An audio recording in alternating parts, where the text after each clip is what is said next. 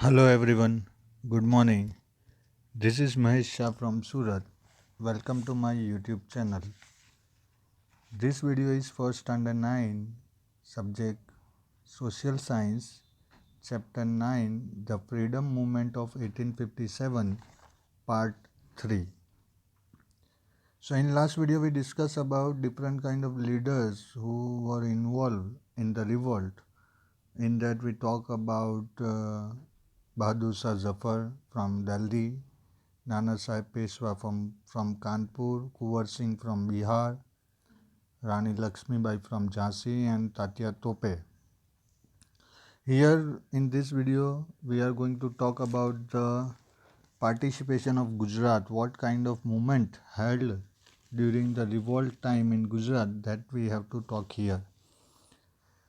So before start this video, I would like to tell you that this is your educational video. So if you are not sitting properly, then please sit in a proper condition and take a notebook and pen with you to prepare your notes by your own self.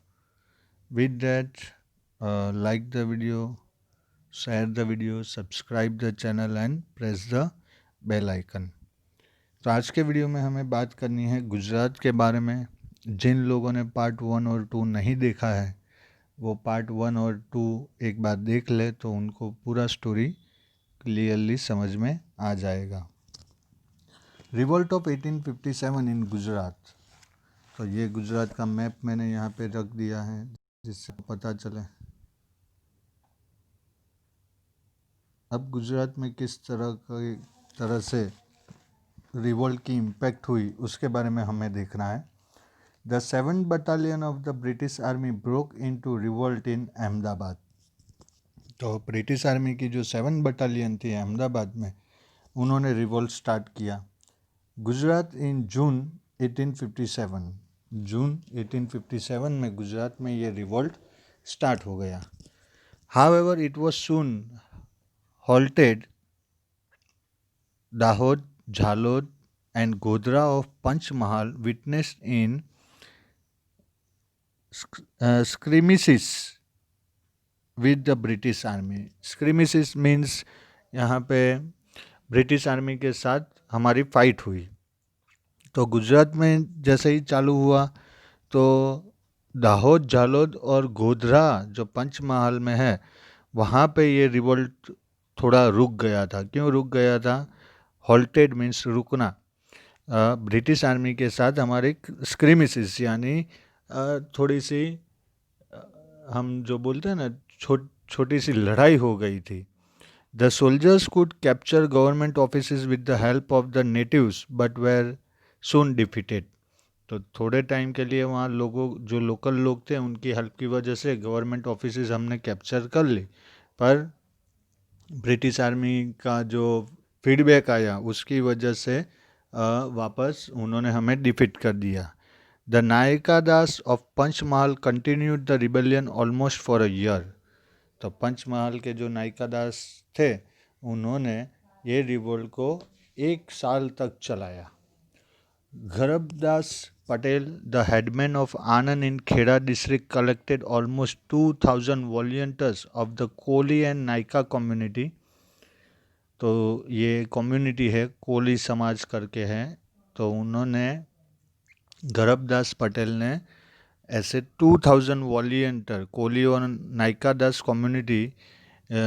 Communities से revolt में उनको join करवाया. He was supported by Jivabai Thakur of Khanpur, Malaja, Malaji Joshi and Krishnadas Dave. However, the supporters of Garabdas were captured by the Britishers, tied to the cannon and were blown up with the cannonball fire.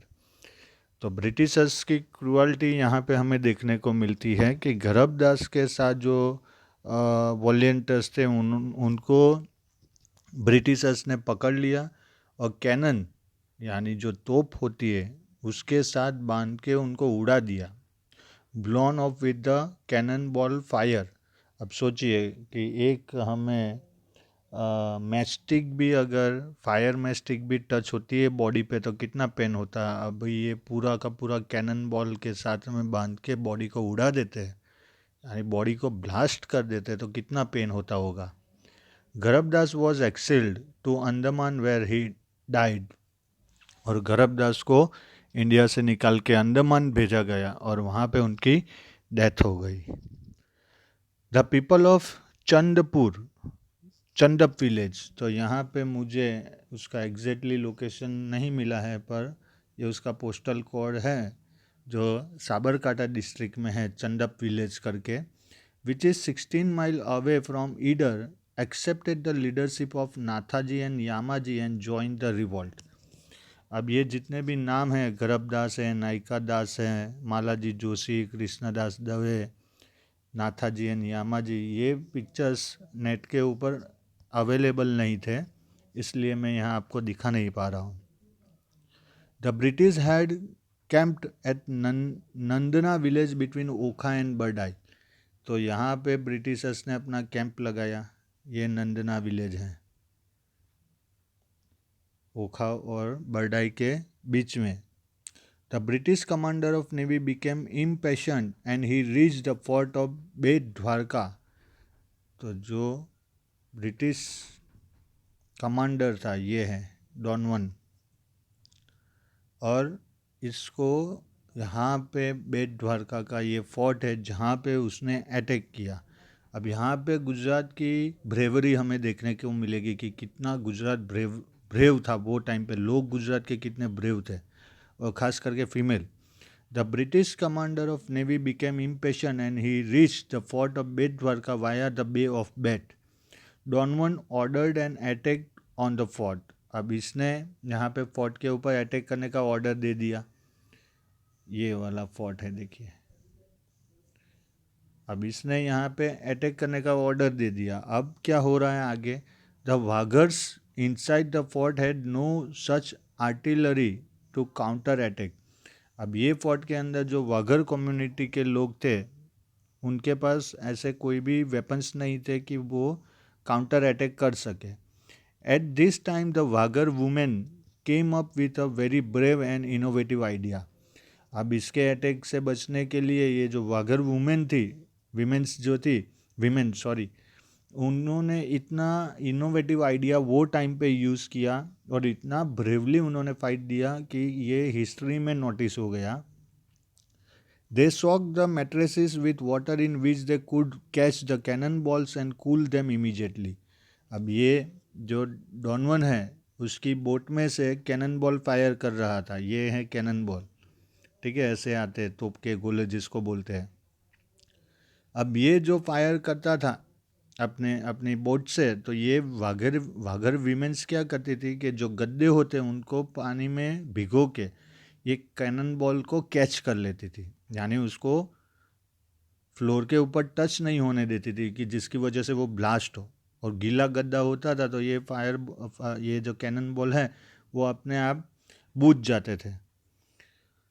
तो कितना innovative idea, और cannon ball पकड़ने के लिए वो direction में भागना अपने जान की परवाह किए बिना, वो कितनी ब्रेवरी वाली बात है। They soak the mattresses with water in which they could catch the cannon balls and cool them immediately. This would enable the Wagher man to fight the battle without being hit by the cannon balls. और इसकी वजह से वागर man जो उसके अंदर थे उनकी protection होती थी और वो इसके साथ फाइट कर सकते थे। Nowhere in the history of the world such act of valour has been exhibited. पूरी दुनिया की हिस्ट्री चेक कर लीजिए आप, कहीं पे भी कुछ भी, रशियन रेवोल्यूशन, फ्रेंच रेवोल्यूशन, उससे पहले की जो भी बैटल हुई है कोई भी चेक कर लीजिए, इस तरह की ब्रेवरी और इनोवेटिव आइडिया हिस्ट्री में कहीं पे भी लिखा नहीं मिलेगा। Wagher women very bravely disarm the cannon balls without worrying about their own lifes, क्योंकि अगर कैनन बॉल हाथ में से छूटा तो इतना बड़ा ब्लास्ट होता है कि आजू बाजू के 10-15 लोग मर जाते हैं। और ये वागर विमेन जो थी वो अपनी जान की परवाह किए बिना ऐसे फायर बॉल को सोख किए हुए गीले गद्दे में उसको पकड़ने के लिए भागती थी और उसको कैच करके उसको फायरलेस कर देती थी। Their act of bravery was equivalent to that of Rani Lakshmibai. जैसे झांसी में रानी लक्ष्मीबाई ने ब्रिटिश आर्मी से फाइट की थी, वैसे ही ये जो गुजरात की जो वाघर वीमेन थी उन्होंने वो एग्जाम्पल सेट किया था। तो झांसी में तो एक ही रानी लक्ष्मीबाई थी। This women were the Lakshmibais of Gujarat. पर गुजरात में ऐसी हजारों लक्ष्मीबाई थी। Cities of north Gujarat like Patan, Kheralu, Bhiloda, Mudeti etcetera, ये सब जो है वो यहाँ पे आपको दिखाई देंगे। broke into the revolt with the help of natives. Apart from this, in December 1858, Tatya Tope stayed with his army in Panchmahal district of Gujarat. तो जैसे ही नाना साहेब पेशवा ने तात्या टोपे को कमांडर बनाया था और उन्होंने कानपुर से फाइट करके झांसी में रानी लक्ष्मीबाई की हेल्प की थी और वहाँ से जो वो भागे थे तो वो यहाँ गुजरात आए थे और पंचमहाल डिस्ट्रिक्ट में रुके थे। He had to escape the forest of Banswara when being chased by the British army. और वंशवाड़ा विलेज जो गुजरात में है वहाँ पे उनको ब्रिटिश आर्मी ने पकड़ लिया था। अब रिवोल्ट का एंड किस तरह से होता है वो हमें देखना है। तो जो भी हमने कैप्चर किया था वो हमारी यूनिटी नहीं होने की वजह से और हमारे ही लोग हमारे अगेंस्ट होने की वजह से वापस ब्रिटिशर्स के कंट्रोल में चला गया था। During the revolt weapons and soldiers were supplied to the Britishers from England. Revolt के ड्यूरेशन ब्रिटिशर्स को तो इंग्लैंड से वेपन और सोल्जर्स मिल जाते थे, ईरान और इंग्लैंड से। The revolt has started on 10 May 1857, but by the end of June 1857, the Britishers were able to regain control on Banaras and Allahabad. तो मई में रिवोल्ट चालू हुआ, जून में तो वापस उन्होंने बनारस और इलाहाबाद कैप्चर कर लिया। Kanpur was recaptured by the end of July and Delhi in September 1857। Kanpur उनके पास जुलाई में आ गया और दिल्ली में वापस उनका कंट्रोल सितंबर में आ गया। Bahadur Shah Zafar and his queen Begum Zinnat Mahal were imprisoned and exiled to Rangoon, the capital of Burma. तो ये बहादुर शाह जफ़र और उनकी क्वीन जिन्नत महल को जेल में बंद कर दिया और उनको रंगून भेज दिया गया, बर्मा में है जो the capital of Burma, where they died after few years, और वहाँ पे उनकी डेथ हो गई। देयर 3 सन्स वेर मर्डर्ड, उनके 3 लड़के थे उनको मार दिया गया। Lucknow was recaptured in March 1858। Lucknow भी 1858 में उनके पास चला गया। Jhansi fell because of the treachery of one of the courtiers of Jhansi. Rani Lakshmibai के ही कोई नज़दीक के पर्सन ने उनके बारे में इंफॉर्मेशन दे दी और इस तरह से वो विश्वासघात की वजह से झांसी भी उनके हाथ में चला गया। As a result, Lakshmibai escaped toward Kalapi where she died while fighting a battle with the British troop. और इस तरह से रानी लक्ष्मीबाई की डेथ हो गई। Nana Saheb Peshwa escaped to Nepal after the final defeat. It is believed that he lived in the Sihor village of Bhavnagar district of Gujarat, where he is believed to have died in 1902. तो नाना साहेब पेशवा थे वो नेपाल चले गए थे, पर कुछ लोगों का मानना है कि वो गुजरात के सीहोर विलेज में भावनगर डिस्ट्रिक्ट में जो है वहाँ पे छुपे थे और 1902 में उनकी डेथ हो गई। It is said that Tatya Tope was captured due to the betrayal of one of his allies. उसके ही तात्या टोपे के ही एक साथी ने उनके साथ विश्वासघात किया और वो पकड़े गए। According to the official documents, Tatya Tope was hanged on 18 April 1859। Official document के हिसाब से तात्या टोपे को 18 अप्रैल 1859 को फांसी दी गई। However, as per the other sources we come to know that Tatya Tope had manage to escape and someone else was hanged in his place. पर कुछ लोगों का ऐसा मानना है कि तात्या टोपे वहाँ से भी भाग गए थे और उनकी जगह पे किसी और को फांसी पे चढ़ाया गया था। It is believed that he has spent the last year of his life in Navsari. जो सूरत के पास नवसारी डिस्ट्रिक्ट है, वहाँ पे उन्होंने अपना लाइफ का लास्ट फेज था वो वहाँ पे रहे थे। तो इस तरह से रिवोल्ट का एंड हुआ। यहाँ पे एक डिटेल है, ये वाला जो टॉपिक है हम उसको डिस्कस करेंगे, पर ये आप एक बार देख लीजिए। The war ended up with the sweeping victory of the British Raj and the end of 800 years of Muslim rules. तो बहादुर शाह जफ़र जो थे वो लास्ट मुस्लिम रूलर थे, मुग़ल रूलर थे, और उनकी डेथ के साथ जो मुस्लिम रूल था वो इंडिया में एंड हुआ। The victory in war gave them authorities to avenge the disobedience, and they made the policies later on to deprive the Muslims of their due rights in India. They were denied their due share in employments, education, trade, and finance, while the Hindus were given priority in these domains. Posts of ink fillers, coolies, and messengers were fixed on for the Muslims as punishment for their audacity in 1857। तो यहाँ पे Britishers ने अपने हिसाब से ही मुस्लिमों के साथ में बुरा व्यवहार करना चालू कर दिया, और फाइनली उन्होंने दिखाया ये कि हम लोग हिंदूज़ जो है वो मुस्लिम्स को अपना नहीं मानते हैं। और फाइनली 1905 में बंगाल का जब डिवीज़न हुआ तो उनका प्लान यही था, इंडिया में हिंदू मुस्लिम की यूनिटी को ब्रेक करना।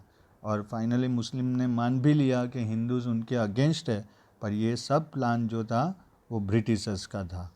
अब जो इतना बड़ा रिवोल्ट हुआ उसके फेलियर के रीजंस क्या है, क्यों ये रिवोल्ट फेल हो गया? तो यहाँ पे है causes of failure of the revolt. The revolt was localised and was poorly plan.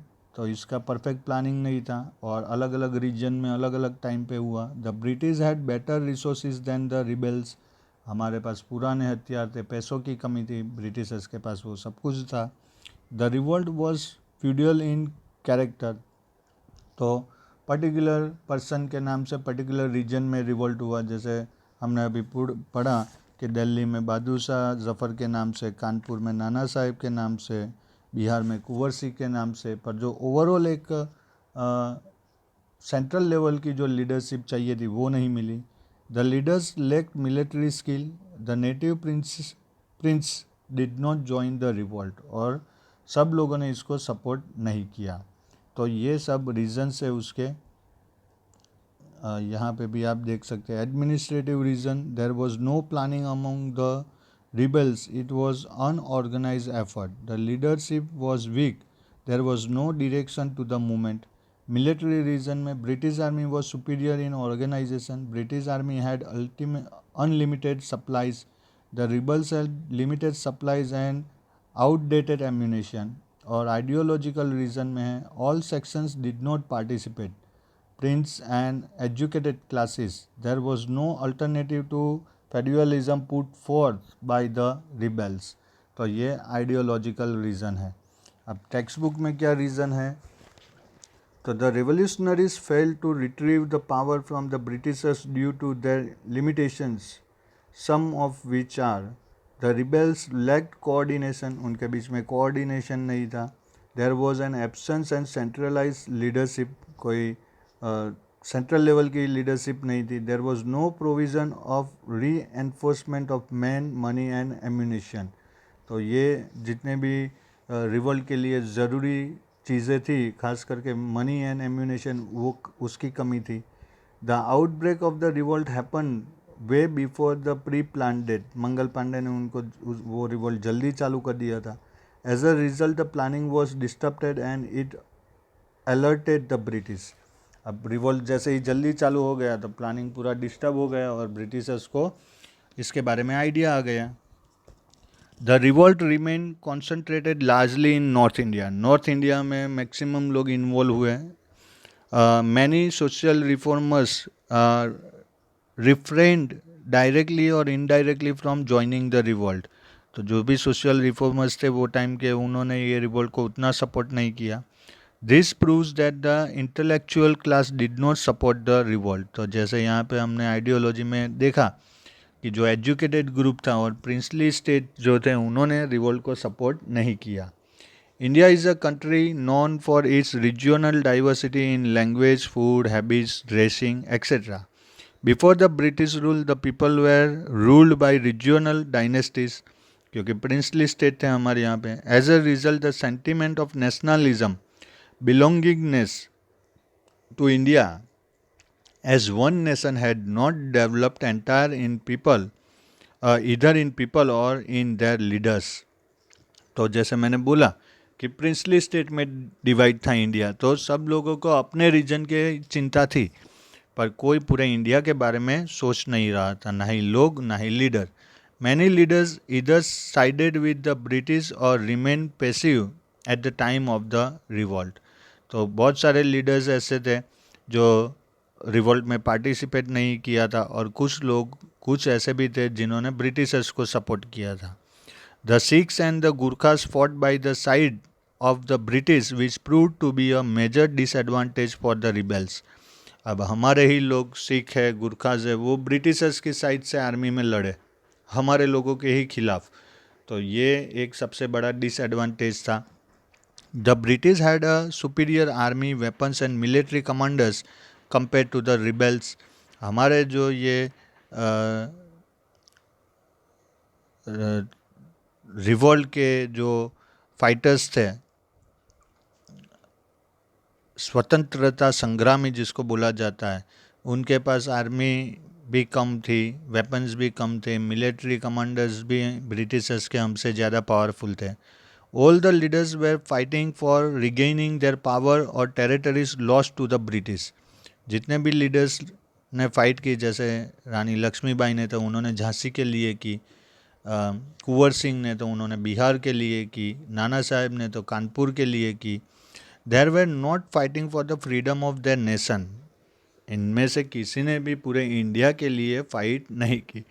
तो जो एक सेंटिमेंट होता है, एक जो फीलिंग होती है हमारी कंट्री की प्रोटेक्शन के लिए, सेफ्टी के लिए, वो कहीं ना कहीं नहीं दिखी.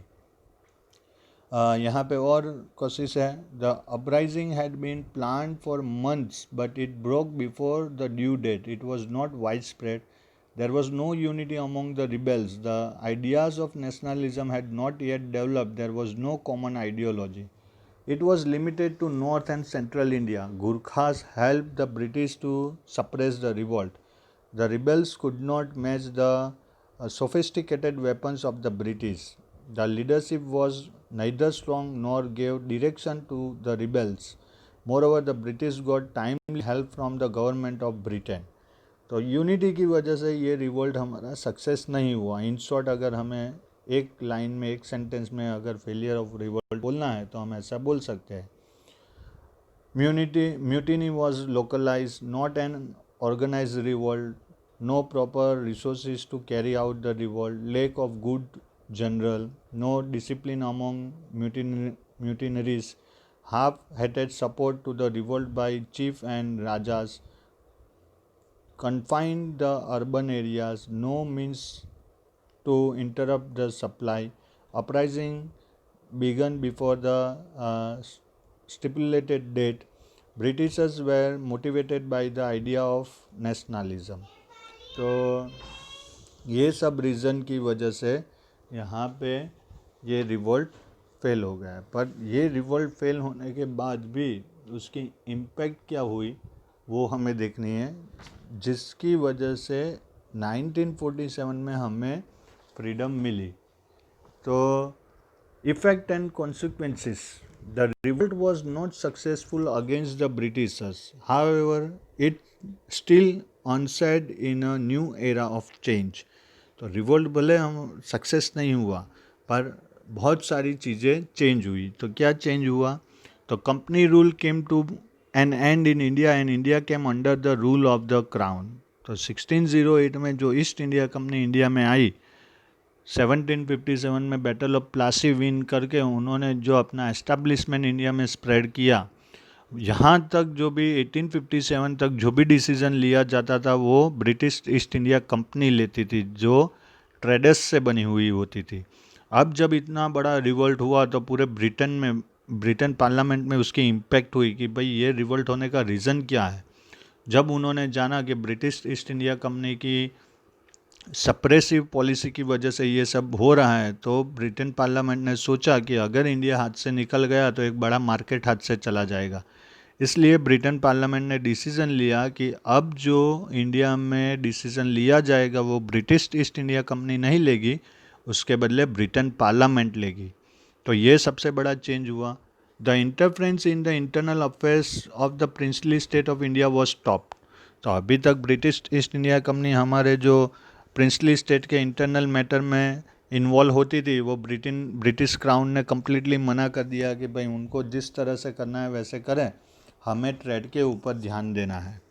The British government was compelled to change is policies towards India. जो अभी तक सप्रेसिव पॉलिसीज थी, कोई भी राइट्स हमें नहीं मिलते थे, ना ही कोई एजुकेशन का राइट्स, ना ही और कोई राइट्स, तो यहाँ पे बहुत सारे चेंज हुए। The salary allowances and facilities given to the Indian soldiers sepoy were increase. तो यहाँ पे अब हमारे जो सोल्जर्स थे उनको जो भी सैलरी और अलाउंसेस मिलते थे, जो भी फैसिलिटी मिल रही थी, वो इम्प्रूव हुई। This revolt help in invoking a feeling of nationalism in the peoples of India. और सबसे बड़ी इम्पैक्ट ये हुई कि रिवॉल्ट जब फेल हुआ तब लोगों के ध्यान में आया कि अगर यूनिटी होती तो शायद हम ब्रिटिशर्स को हरा सकते थे। और फाइनली ये इंडिया पूरा हमारा कंट्री है और ब्रिटिशर्स पूरे इंडिया पे रूल कर रहे हैं और हमें उसको फ्री कराना है। ये जो फीलिंग ऑफ नेशनलिज्म थी वो कहीं ना कहीं डेवलप्ड होना चालू हुआ। तो ये सब चेंजेस हुए। Major impact of the revolt. The revolt was the first effort toward freedom and independence. People from different parts of India fought together against a common enemy, the British. The British just considered to be a mere military revolt.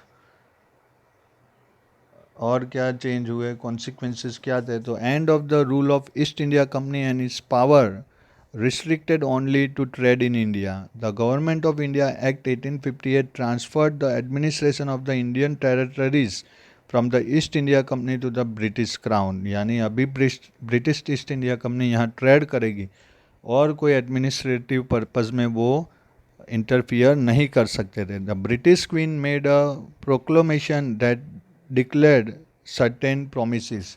Britain की queen जो थी उन्होंने एक announcement कर दिया और उसके अंदर बहुत सारे प्रॉमिस दिए गए थे कि इंडिया में किस तरह का चेंज होगा। ये शॉर्ट में है। Impact end of company rule ख़त्म हो गया। एंड ऑफ मुगल डायनेस्टी का भी टाइम ख़त्म हो गया। Policy of befriending princely rulers, reorganisation of Indian army, renewed trust on divide and rule, start of Kala Pani, transportation of freedom fighters to Andaman island. तो काला पानी यानी अंडमान आइलैंड, वहाँ पे एक जेल है जिसका नाम था सेल्यूलर जेल।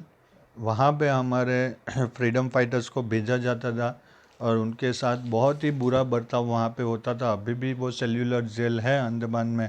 आप कभी विज़िट करो तो देखना, इतनी छोटी छोटी जेल की रूम होती थी। कुछ रूम तो 2 फीट बाई 5 फीट की होती थी, यानी उसकी विड्थ 2 फीट और हाइट 5 फीट, यानी वहाँ पे आदमी खाली खड़ा रह सकता था। और ऐसी जेल में हमारे फ्रीडम फाइटर्स को 3-3, 4-4, 5-5 महीने बंद करके रखते थे। आप बैठ भी नहीं सकते हो, कुछ नहीं कर सकते हो, खाली खड़े रहना है। कुछ लोगों की आंखें निकाल लेते थे, किसी के फिंगर काट लेते थे, नेल निकाल देते थे। इतना उन्होंने हमारे साथ बिहेवियर इतना ख़राब किया था कि इतना तो कोई एनिमल के साथ भी नहीं करे, और ये फैक्ट है। रिजल्ट क्या आया? The British government taken the rule in hand and abolish the company rule. The post of viceroy created as a representative of British government in India. तो अभी तक जो ब्रिटिश ईस्ट इंडिया कंपनी में से जो post declare होती थी उसको यहाँ पे चेंज कर दिया गया। अब ब्रिटेन से वाइसरॉय को भेजा जाता था और वो जो है पूरा एडमिनिस्ट्रेशन वो हैंडल करते थे। तो अभी तक जो सिचुएशन थी कि भाई ब्रिटिश ईस्ट इंडिया कंपनी अपने हिसाब से डिसीज़न लेती थी, वो कम्प्लीटली यहाँ पे कैंसिल कर दिया गया और उसके बदले वाइस रॉय सिस्टम चालू हुई, जिसकी वजह से अब ब्रिटिश ईस्ट इंडिया कंपनी के पास सब पावर होता था, यानी वो वहाँ से डिसीजन लेंगे. Doctrine of lapse removed by British theory of appeasement adopted by British rule in India. Appointment policy in military has been changed and maximum European appointed in British Army. Queen Victoria announced that in future the rule in India will be favor of Indians. तो यहाँ पे इस तरह से इतने बड़े सब change हुए.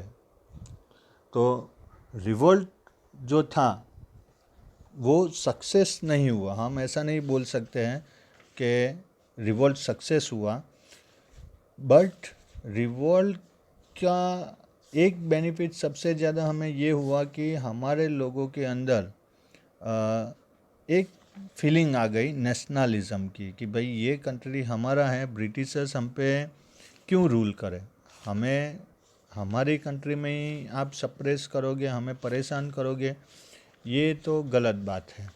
और इस तरह से रिवॉल्ट की वजह से जो आगे जो भी मूवमेंट होने वाली थी, फिर कोई भी मूवमेंट हो, चाहे डांडी मार्च हो या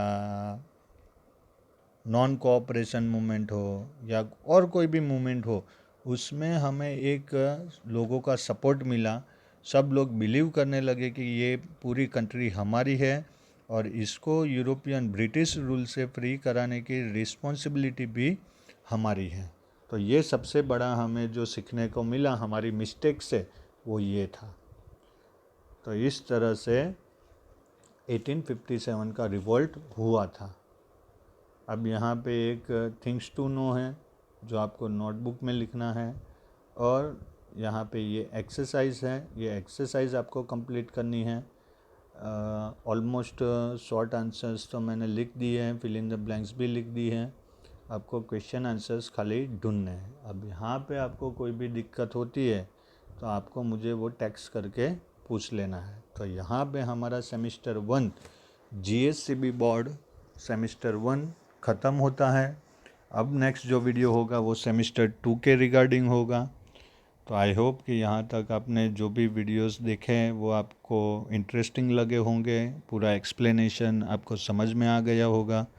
अगर इसके रिगार्डिंग कोई भी क्वेश्चन या क्वेरी है, चाहे चैप्टर 1 का हो या चैप्टर 9 का, कोई भी, तो आप मुझे कभी भी टेक्स्ट करके अपना क्वेश्चन पूछ सकते हैं. ठीक है, तो रिवीजन करते रहना. ऐसा नहीं है कि एक ही बार वीडियो देखना है. जब भी एग्जामिनेशन का टाइम आए तो आप ये वीडियोस देख सकते हैं, ये यूट्यूब पे फ्री में अवेलेबल है. और बेस्ट एफर्ट करना, यही हिस्ट्री 9th स्टैंडर्ड में भी आने वाली है. तो best of luck for your examination. Do well, take care of yourself and your family, stay home, stay safe, like the video, subscribe the channel and press the bell icon. Till then, take care, God bless you, thank you very much.